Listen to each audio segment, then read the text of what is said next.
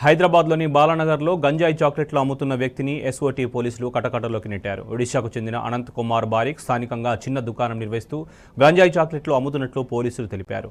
ఒడిశా నుంచి గంజాయి చాక్లెట్లు తెచ్చి చిన్నపిల్లలు కూలీలకు విక్రయిస్తున్నారన్నారు. దుకాణంపై దాడి చేసి చాక్లెట్లను స్వాధీనం చేసుకున్నామని చెప్పారు.